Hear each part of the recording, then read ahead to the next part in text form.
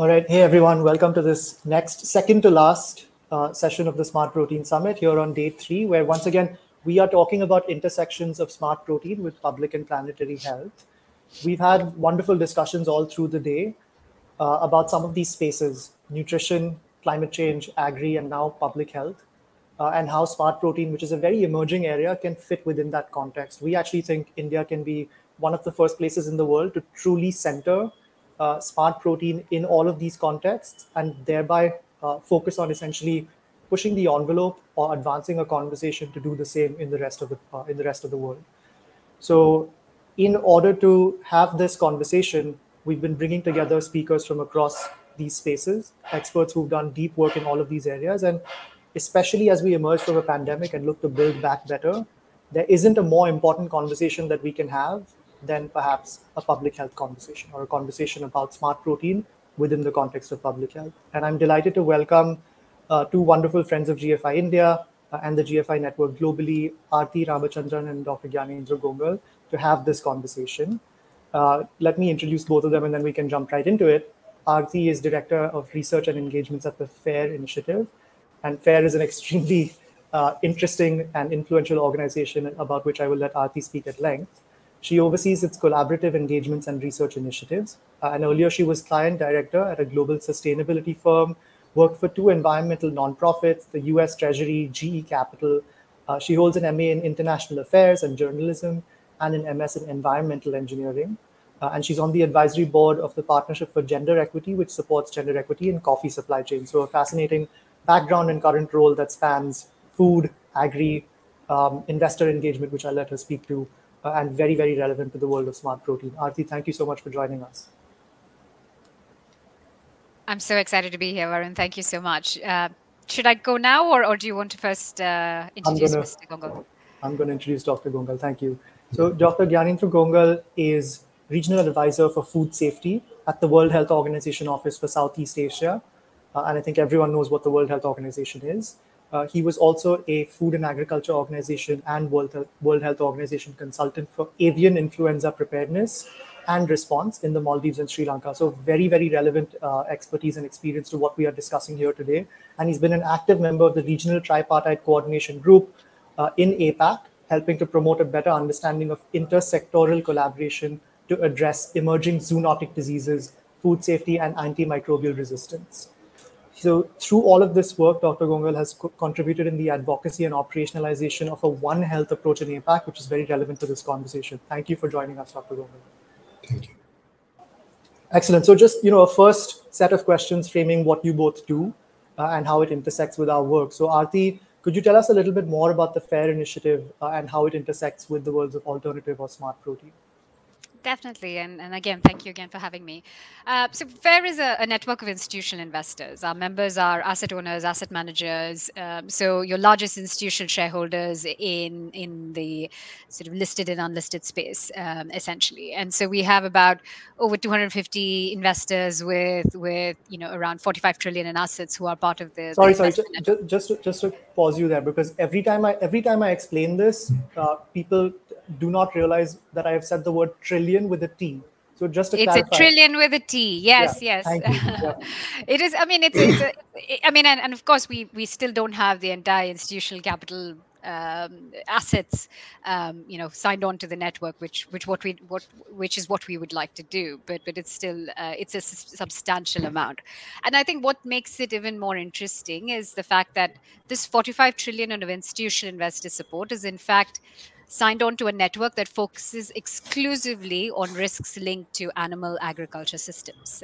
So we have, for the last 5 years, covered risks and opportunities linked to protein production. So we certainly look at the risks linked to conventional protein systems, and we've for a long time been talking to investors about the disruptive potential that alternative proteins have and the mitigation that they have, potential that they provide for in terms of some of the sustainability risks that we're discussing. And so what we do at FAIRR is essentially provide institutional investors with a lot of data and research, sort of especially company level data and research on companies in this sector, some of the largest listed players. And what is important to understand, Varun, is that for the longest time, the animal agriculture space has been quite a black box, even compared to the rest of the food sector, right? So while you have large manufacturers like and retailers like Nestle and Walmart, I mean, there's been a lot of movement and leadership from that from the broadest food space. That hasn't been the case in the animal agriculture sector, but it sort of really punches above its weight when it comes to issues linked to sustainability, sort of planetary boundaries and planetary health issues, right? For example, it is nearly 15% of global greenhouse gas emissions come from the livestock sector. It's about 30% of global methane emissions are just the livestock sector. So it has enormous impact on how we live, and certainly on our health outcomes today. So it is one that is increasingly on investor radars, and we've been doing a lot of work to try and drive strategic action within the investor community to start getting them to pay more attention to these risks and to start integrating them into their own investment decision making. Thank you. Yeah, and I definitely want to come back and talk about how those conversations take place and why, or essentially how you get them to focus on remaking their supply chains. I'm going to go to you, Dr. Gongal, for framing on what the issue here is in terms of antimicrobial resistance, zoonotic disease, etc.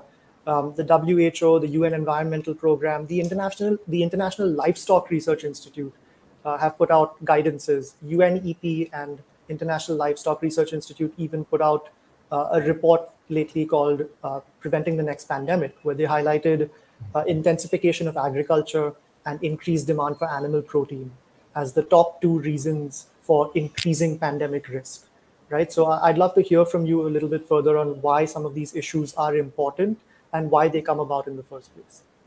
Yeah, thank you very much. WHO, World Health Organization, is a UN specialized agency dealing with global health security. And definitely food safety is one of the priority area. We, together with FAO and World Trade Organization, we organized Global Food Safety Conference in 2019. And that has raised expectation from member states. But the ground reality is that still today, foodborne diseases is causing 600 million people sick, and 420,000 premature deaths are happening due to foodborne illness, intoxication. And that is a real challenge we are facing, particularly in low and middle income countries. And if we see from financial point of view, it is around $95 billion per year, according to World Bank estimation. And definitely, recently we had the UN Food System Summit, and the message is very clear. We cannot pump antibiotics, pesticide, hormones, and chemicals in the name of food security while we are compromising food safety. And we need not only safe food, but also healthy food, because now we are facing epidemics of non-communicable diseases like diabetes, hypertension, cancer, and so on. So this is a real challenge. And the UN Food System Summit, which happened this year, it clearly highlights that there should be sustainable food production.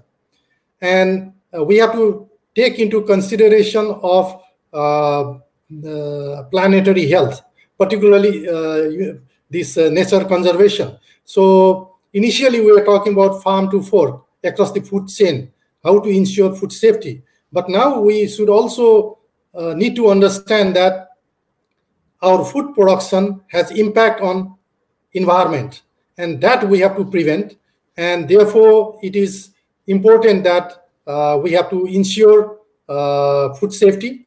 And there is also another challenge that the global population is growing, and we have to feed 9 billion population by 2050. And that demands alternative source of food. So traditional food system, food production system, it has a lot of limitations, like deforestation in Amazon is happening because we want to expand the agriculture production. So extensive agriculture production. And if we see in Europe, there were a number of high-profile food safety system failure that occurred in Europe and America during 90s. So BSE is classical example, bovine spongiform encephalopathy, which caused Creutzfeldt-Jakob disease. These are the silent foodborne pathogen. And similarly, we had outbreak of E. coli, this enterohemorrhagic E. coli in Central Europe in 2011. And we cannot afford these kind of outbreaks from time to time. So that's why we need tech savvy as well as eco-friendly production system. And if we have this alternative protein, like we are talking about plant-based meat, laboratory-grown meat, and fermented meat. So this is an alternative source of food to ensure food security without compromising food safety.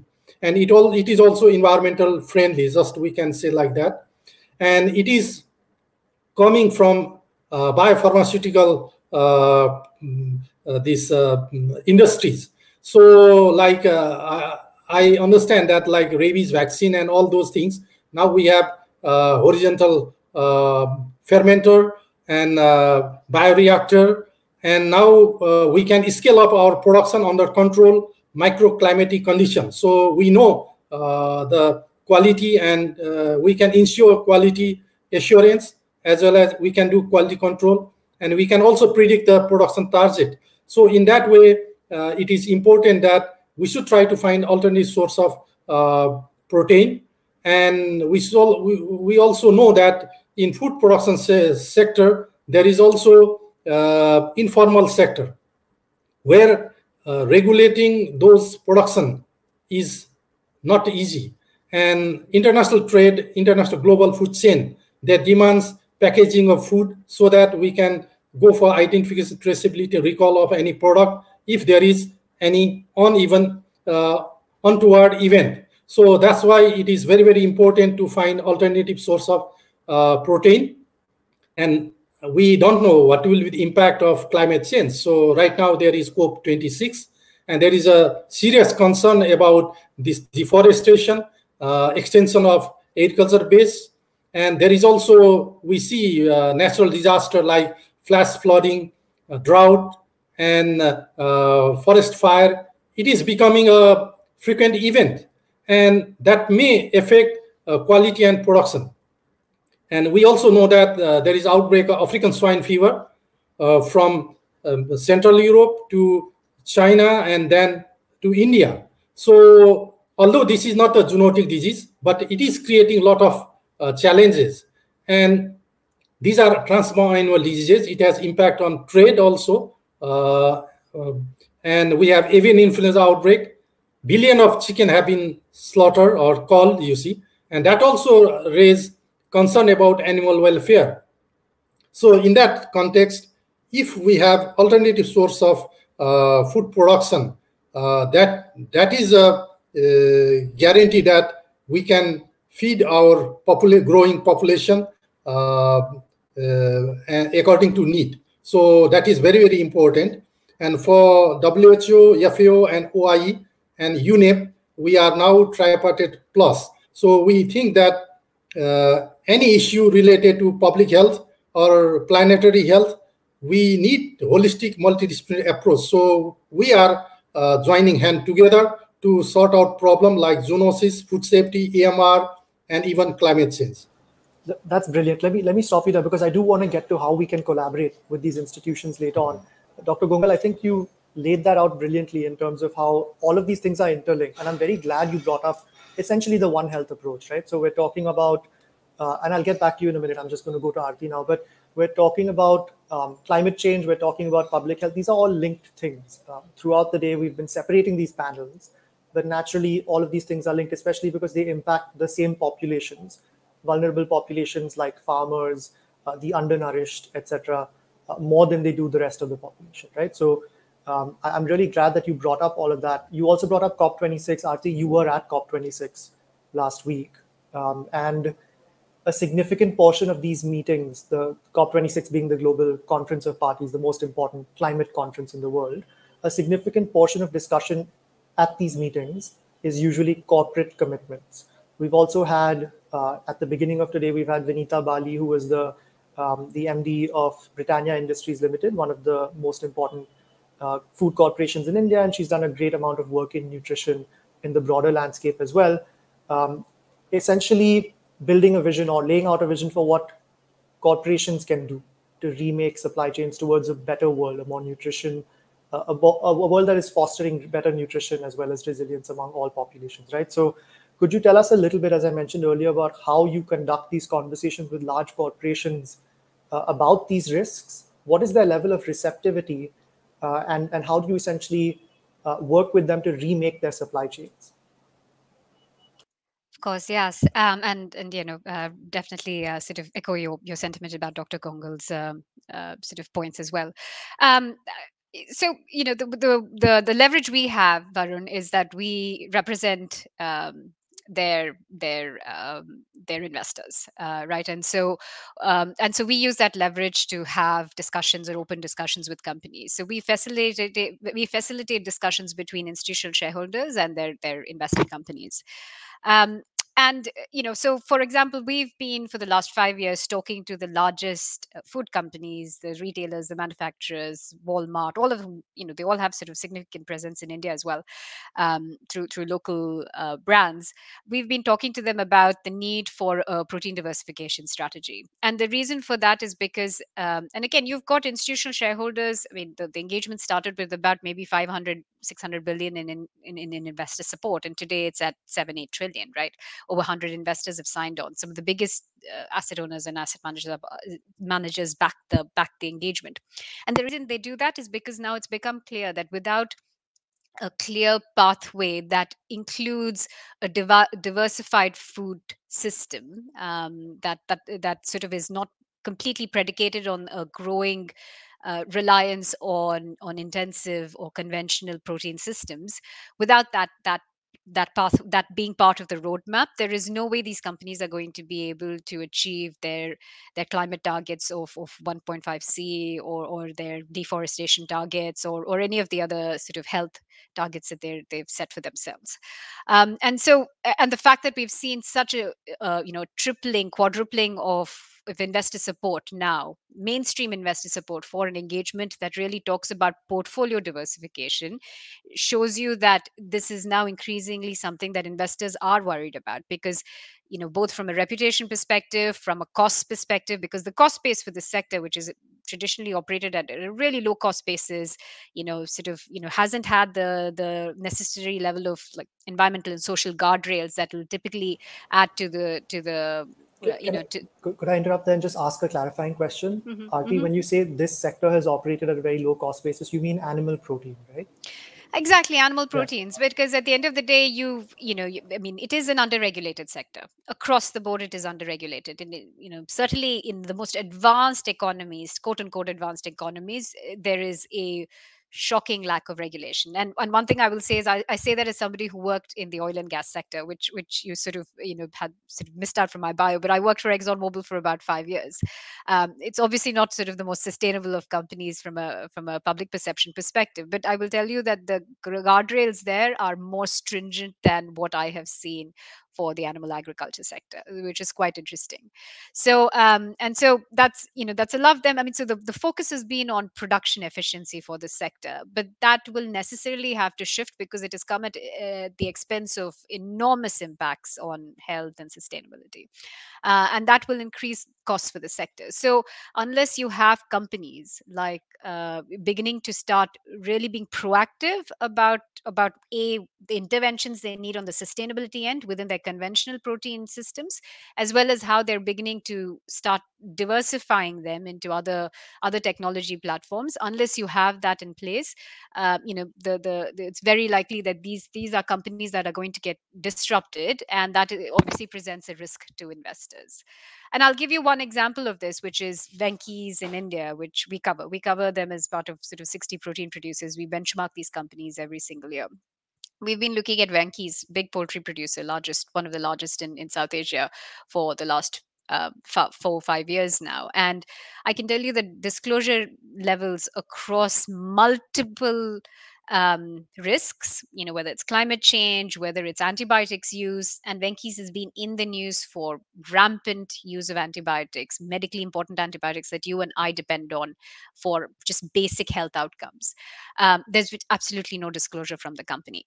If you are an investor in this company, that should worry you, because at some point, there will be a tightening of regulation. There will be sort of growing pressures in terms of more feed volatility linked to climate risk. There will be more scrutiny linked to where these feed supply chains and what's sort of going into these feed supply chains. So, and that's what we leverage when we talk to companies in the sector. Yeah, it's fast. This is not a dimension that most people think about, by the way. The organizations that are perhaps most impacted by the inherent risk of producing animal protein are the producers of animal protein themselves, right? Or their investors. I don't think many people think about that. You mentioned the use of medically important antibiotics, and I want to go back to you on this, Dr. Gongal. Margaret Chan, the former head of the World Health Organization, has said that if we continue to use antibiotics within the animal protein supply, as we are currently doing, or within the food supply as we're currently doing generally, it could mean the end of modern medicine as we know it, right? Because we could end up in a world where common infections once again kill. Could you demystify this a little bit for the audience in terms of why this is happening, what this means, what is the mechanism? I think without getting too technical about it, what is the mechanism for this happening? How does antimicrobial resistance happen, and where are we headed with this? Sorry, you're on mute, which is a phrase that I've had to say very often during this conference. Yes, muted. Okay. So antimicrobial resistance is a silent tsunami. We used to say silent tsunami because it is happening. And if we do business as usual, then by 2050, 10 million people, patients will be dying because the antibiotic which we are using, it will be useless. Even today, around 600,000 to 700,000 people are dying because antibiotic is not working. And definitely, we need a holistic multidisciplinary approach. Partly it is because we are misuse, abuse, or underusing these antibiotics in human health sector. And 2/3 of the antibiotics, it is used in animal food production. And so one of the challenges in low and middle income countries is that these are small farm holders, and it is small and medium enterprises. So it is very difficult to regulate, and it is very costly to ensure biosecurity and to use vaccine as an alternative to antimicrobial substances, which we are using in animal production as growth promoter and for treatment. So that is the real challenge, and it cannot be sought out immediately because we have been inheriting this problem since antibiotic was introduced as a growth promoter during 60s. So, and we can also understand that how much money it will cost to discover new antibiotics. So pharmaceutical industry, they are not interested to invest on new discovery of these antibiotics because it will cost $4 billion. And we know that antibiotic is available everywhere, and there is no need of prescription. Over-the-counter sale is there. I can go and I can buy it. Similarly, even for viral infection, we are using antibiotics, although it does not work for viral infection. So that's why oseltamivir and all those, it has been used in seasonal influenza. So we can see in developed country, there is resistance cases. And it is partly due to insurance policy also that we have to acknowledge. And right now, what is happening, human health, animal health sector, they are blaming each other that because of you, this is the problem. So now what we are trying to do, FAO, WHO, and UNEP, we are coming together to deal with this kind of global crisis, and we have to do surveillance. Our policy decisions should be based on evidence-based information. We should generate scientific evidence. So we have global surveillance of AMR, that is known as GLASS, and OIE is trying to understand what is the magnitude of antibiotic use in animal production as well as aquaculture. So, and for surveillance, initially we had global salmonella surveillance. We are focusing on food and human, but now we have to see the environmental impact of this antimicrobial resistance. So we are now using ESBL E. coli as a universal pathogen to do surveillance of antimicrobial gene in human, animal, and ecosystem. So in that way, we have to see. And that's why it is very, very important that we should try to make our food safe, not only from microbiological agent, but also chemical agents. So that is the major challenge we are facing. And similarly, now medically important antibiotics, if it is used in animal production, now there will be a rejection of those livestock and poultry product and aquaculture product in European Union. So this is somehow we have to see it is a big challenge, and therefore we have to address these kind of issues, and we should try to have alternative plans. So whenever we have like electricity, you see, and we don't know what will happen, like nuclear power.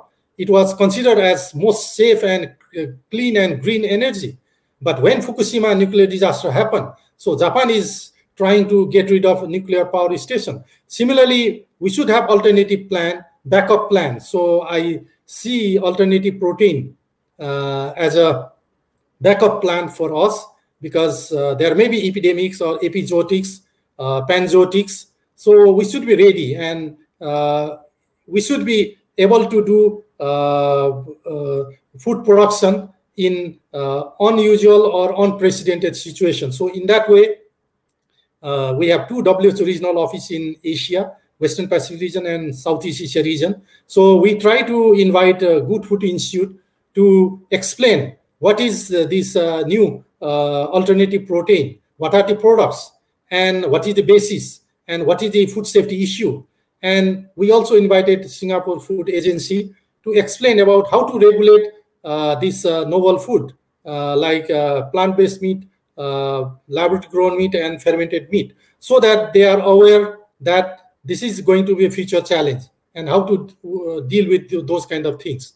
So that is the way we try to deal with our member states, so they are aware about this, and we should try to see what will be the future impact. So there is a concern about cost, and I think if there is a mass industrial production, the cost will go down. And there are also a vegetarian population in India, and there is also concern about animal welfare. So we are trying to target those kind of concern of the population. So that is very, very important. Yeah, thank you so much for saying all of that. I think that there's so much to respond to there. I should start with antimicrobial resistance. You mentioned that the mechanism of it is usually or mostly, and by the way, as you mentioned, over 2/3 of all antibiotics globally, 70% of all antibiotics globally are fed to farm animals and not to humans. And therefore, this subtherapeutic use of antibiotics leads to all sorts of bad consequences, right? So Dr. Gongal, you mentioned 10 million deaths a year additionally by 2050 as a result of antimicrobial resistance, because you use these antibiotics, they stop working at scale, and the antibiotic innovation pipeline is drying up, as you said. Those 10 million deaths a year also correspond to $1 trillion a year of economic damage, right? So, and we know that this can happen, and we know it's true because we're currently in a pandemic, and we've seen trillions of dollars of damage emerge from that pandemic, which is of course not due to antimicrobial resistance, but it's a case study of what can happen in antimicrobial resistance. All of that being said, the goal here is not to vilify small producers, but to shine a spotlight on their pressures, right? So small producers of animals have economic pressures on them. A small chicken producer or a pig producer in China, let's say, knows that antibiotics are cheap. They're marketed as growth promoters for the animals, as you mentioned, Dr. Gongal, and therefore there is a lot of utilization of this. The only thing that I will object to in what you said or push back on is we hope that alternative proteins get centered in the landscape and don't remain a backup plan any longer, right? So we're looking forward to continued work with you on that. Let me go to Aarti on this. A lot of folks. Can I Go, yeah, jump in please, on the antibiotics thing just very quickly? I please, mean, I think please. one more thing that's particularly relevant for India from a pathway perspective is that, I mean, obviously, a lot of the large pharmaceutical companies, but certainly the animal pharmaceutical companies that actually supply antibiotics, a lot of their suppliers of active pharmaceutical ingredients are based in China and India. And a big issue. I mean, we did a report earlier this year on the animal health sector and their quote unquote stewardship of antibiotics of generics that they were selling farmers across the world. And it's again, as I've said, it's a black box. So there's no sort of no stewardship. There's a lot of problematic marketing practices in terms of labeling antibiotics as being growth promoters, when in fact that's absolutely something that they shouldn't do. Where there is regulation, they comply. Where there is no regulation, they do not comply.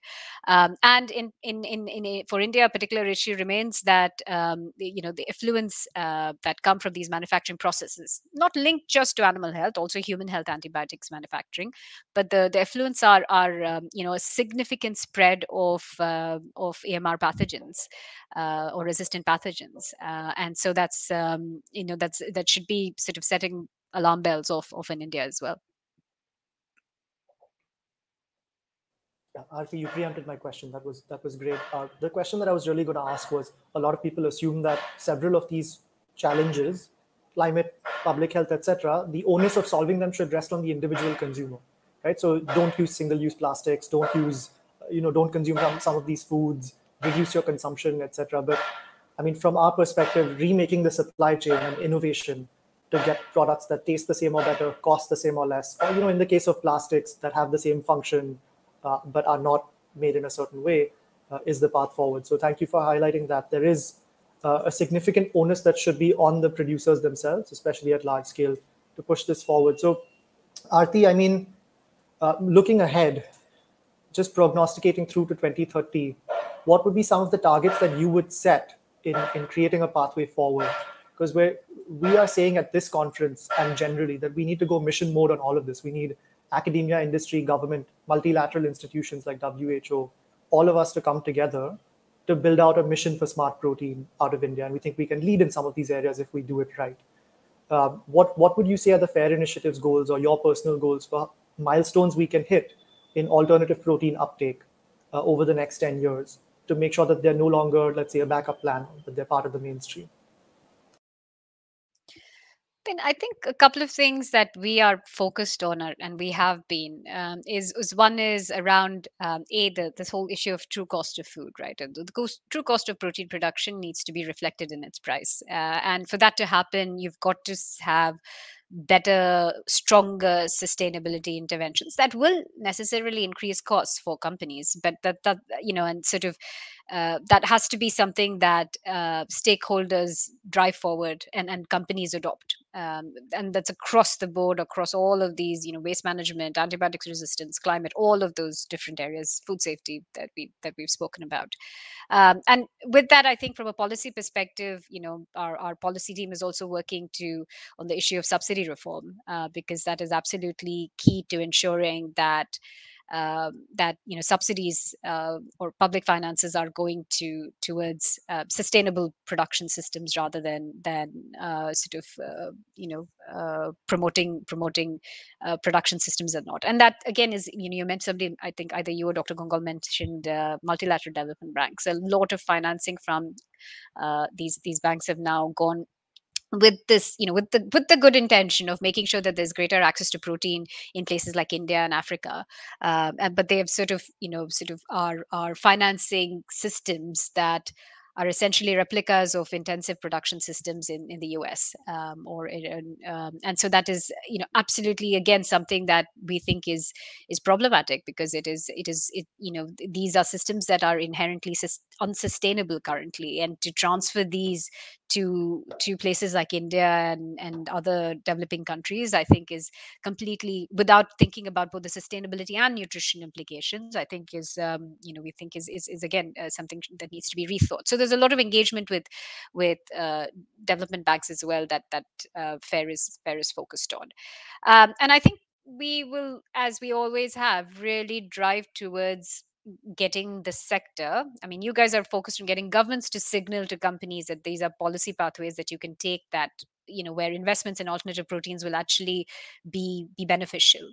But and similarly, we want companies like sort of large food companies that are customers of some of these protein producers to provide some clear signals on or targets around how they plan to diversify their protein sources, so that incentivizes protein producers to start making their own investments.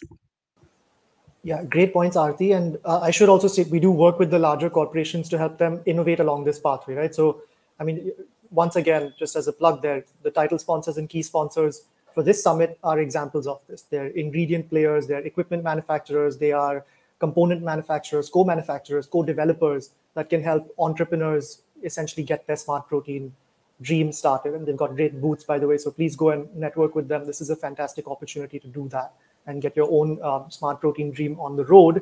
But Aarti, going back to you once again, how far along that path are we? Because you mentioned that you're working with large food companies. Who has, we've talked about this at length in all sessions of this conference. At the end of 2019, 9 out of the top 10 US meat producers had already invested in or started their own line of plant-based meats. You've got the largest meat and food companies in the world essentially saying that this is not a flash in the pan, no pun intended. We had Suresh Narayanan of Nestle India at the beginning of this conference saying we need to take this very seriously. It's global mission mode for Nestle as well. But from your perspective, how far along this path are we? Whom can you highlight and say, like, look, these companies are kind of essentially emblematic of where we need to get?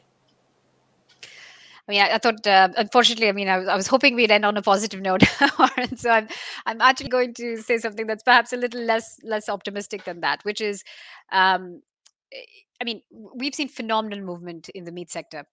As you've referenced, we've seen phenomenal movement in investments, but the investments remain small and they are extremely sensitive to the vagaries of any consumer trend, right? And so we've seen last week that one of the largest meat companies that has made a big play in this area is now sort of rethinking its investment because of slowing sales or growth in alternative proteins in the US. That this cannot be simply driven by consumer trends, and that's a point that we've again made for the last 6 months. It's something we have to get to, where you have to get something that's really good for the consumer and sort of be active about driving those trends themselves. But it can't be just simply dependent, as you said, on individual actions, sort of, or having to make that switch, and then that's sort of spurring you to make an investment, and then sort of abandoning that investment as soon as things get a little shaky, because this is integral to sustainable food systems, and so I think that's something that I think that there's always a looming danger that people like meat, people like milk, people like to eat meat and drink milk. So it's and then, as soon as unless we give them sort of a viable alternative, and unless companies invest in sort of really finding the best viable alternatives at the right price point, we are not going to get to a place where we see that transition happen. I think in terms of where we are at, we're still very much at a very nascent stage. I mean, certainly plant proteins have been an exciting area where things have moved very quickly, more quickly than even we had anticipated. But in things like waste management and so forth, I mean, even basic systems of environmental protections have not yet been sort of adopted. Really basic systems. For example, slaughterhouses in the US are the largest drivers of nitrogen and phosphorus pollution across all industrial facilities. So, that just is it tells you where things are at. And so I think that's something that FAIRR will continue to work on using our investor base, and that's something where I think the industry has a lot of work to do in terms of shifting some of those systems. Yeah, I think firstly, we're not done yet. I'm going to come back to you with further questions. So we are not ending on a non-positive note. But I should say, I think we agree with you 100% in terms of we're at the very beginning of this. Essentially, what we hope is not a decades-long transformation, but rather something we can accelerate within this decade significantly.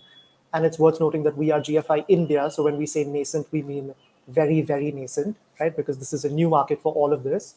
I think that, a natural evolution of the creation of an industry will mean that at some point we bump up against hard constraints. Consumers are telling us, for instance, that they are interested in these products. There is a secular demand for these products, like you said, Aarti, but it needs to taste the same or better and cost the same or less. The previous panel and the ones before it have also mentioned that, we're talking about solar and renewables in general generating 29% of global electricity in 2020, up from 27% in 2019. So that's a huge shift in 1 year.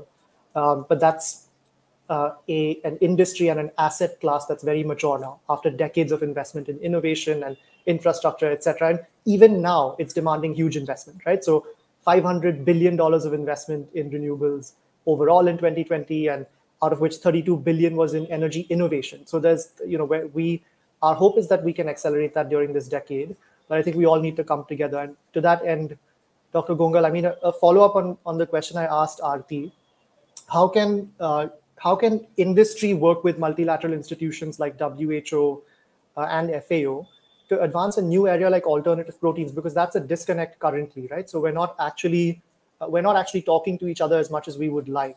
We need this kind of nexus of academia, industry, and government to all work together. Some countries are doing it, like Canada, because they're seeing economic potential right now at this growth stage of the industry, but we need to go mission mode on it. So what would you say are your engagement models for how you might work with industry or academia to advance these new innovative areas? So basically, when we talk about high income and low and middle income country, the contrast is there. Consumer are aware, consumer knows what they are eating. And in Europe and America, they have money to buy. But in our part of the world, poverty is one of the reasons.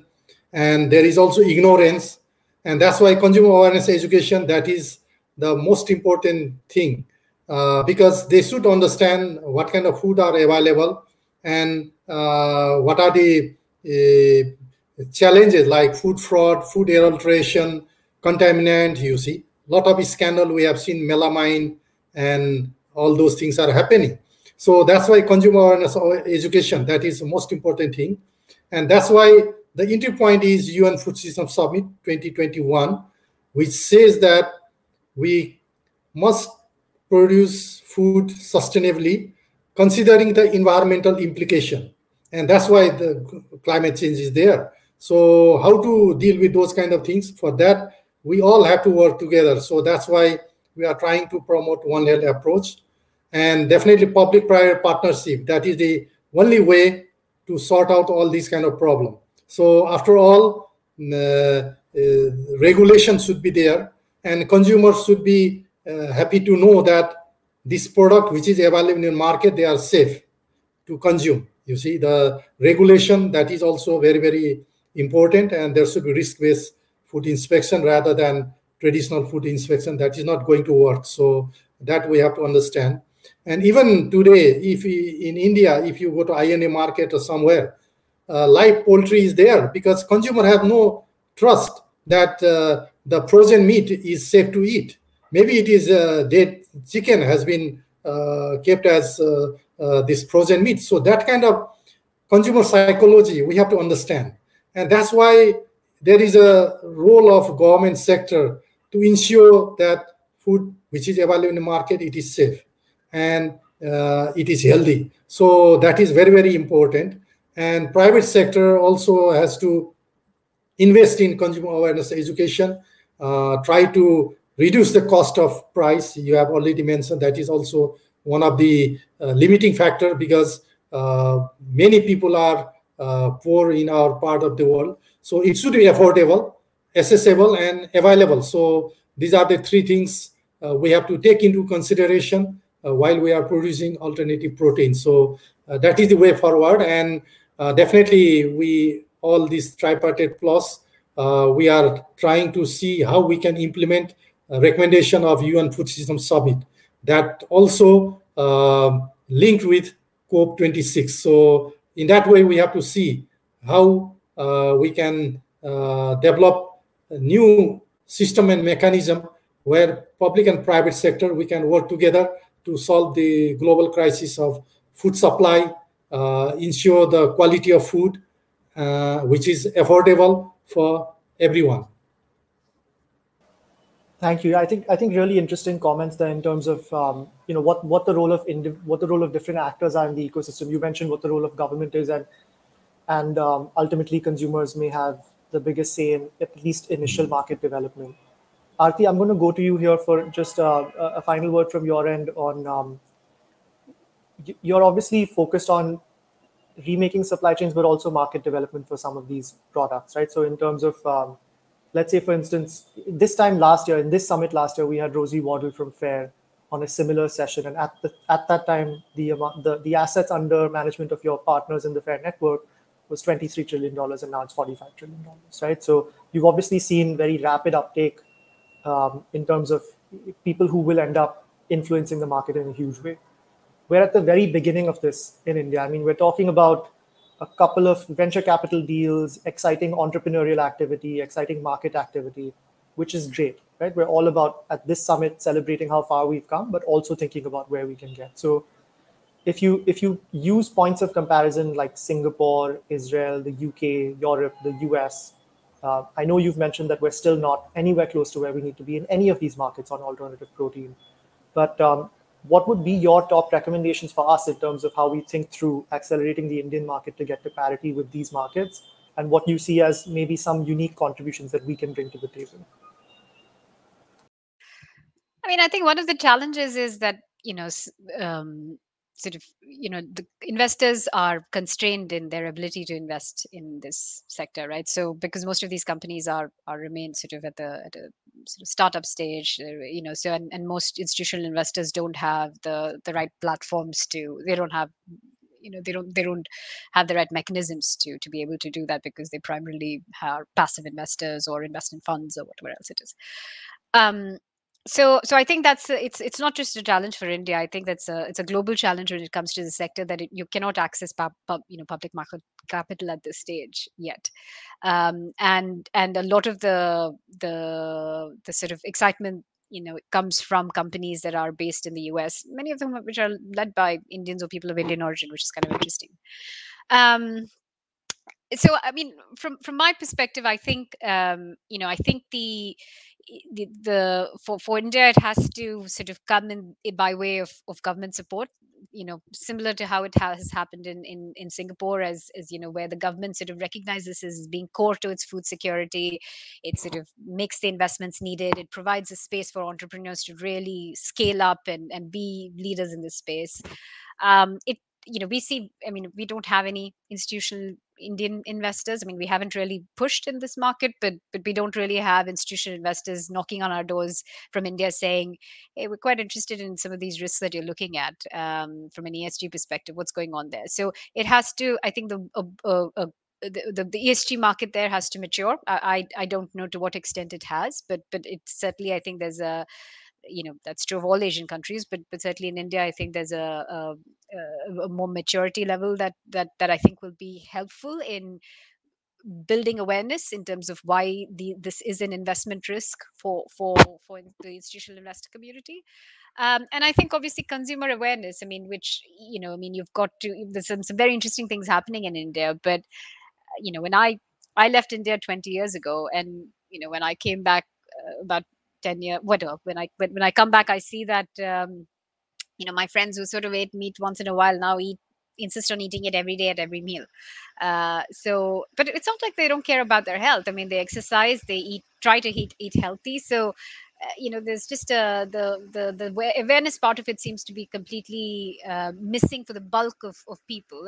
But I think Indians in general are very sensitive to some of these trends.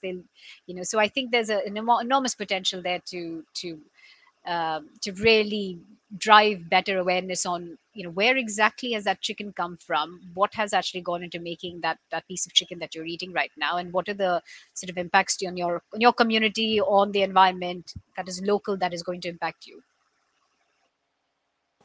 Yeah, and I was going to mention this earlier as well. We're actually, I mean, again, this is another indication of where we are as a country and as a planet, right? Like because we're in a pandemic, we're not currently in an office. We're renting an apartment here in Mumbai and hosting the conference out of here. On the way to the apartment this morning, when I was coming in for day 3, there was one of these wire mesh chicken transportation trucks next to me almost the entire way. And it really underscores, I mean, most people in India see these trucks, they see these supply chains, and it does register that, look, this supply chain is without denigrating producers or smallholder farmers, let's just say, let's just be upfront about this. The supply chain from a consumer standpoint can be characterized as disgusting, right? Like it feels icky to watch the way that animals might be produced in a place like India. And once again, I recognize that there are economic pressures to produce them a certain way, right? But from a consumer standpoint, I think we're just obscured from the supply chain so much that some of these risks, as Dr. Gongal was saying, are just not apparent to consumers. The education piece is just not there. And from our perspective, what we think is that the only thing that's going to change this is alternatives that taste the same or better and cost the same or less. But getting there where the alternatives get to a point where they taste the same or better and cost the same or less is such a heavy lift that we cannot do it without public funding, government intervention, etc., like you said, Aarti. So I think that was perfectly characterized. I'm going to go to you, Dr. Gongal, just as a final word on this session. I think, once again, moving ahead through the next decade, and I don't mean to pick on this statement that you made, but it is a great framing statement. How could we work together to ensure that at least in the plans of WHO, OIE, FAO, in your One Health plans, alternative proteins are centered within that landscape, perhaps as an additional pillar rather than a backup? How can we work together to make that happen? So first, FAO and WHO, we are parent organization of Codex Alimentaris Commission. And Codex standards are based on science-based, evidence-based. And that is one of the things we have to understand, that Codex standards are recognized as global standard. And even World Trade Organization has recognized Codex Alimentaris Commission as a standard setting. If there is any trade dispute, then Codex is there. So Codex is one of the platform where WHO and FAO, we are trying to have scientific body. So we have pesticide residue, we have microbiological risk assessment, and food additives. So in that sense, Codex may be one of the platform where we have to work together, try to develop standards, and that standard will be maintained, adopted by all member states, because this alternative protein, it is going to be in global food supply chain. And secondly, I just want to emphasize that consumer awareness education, that is the missing part in this part of the world. People are consuming, but they don't know what may be the consequences. And we see cancer, you see. So there are 50% of the new cancer cases by 2040, it will be in Asia. That we have to keep in mind, because our food is contaminated. But consumers are not aware. And you cannot smell or taste or anything, you see. These chemicals, they are entering our body through food chain. So that is a real challenge. So that's why we all have to work together. There are problems and challenges. We all have to sort out this problem as a team. So we should not differentiate between public sector, private sector, or poor or rich people. So that is the ground reality we have to see.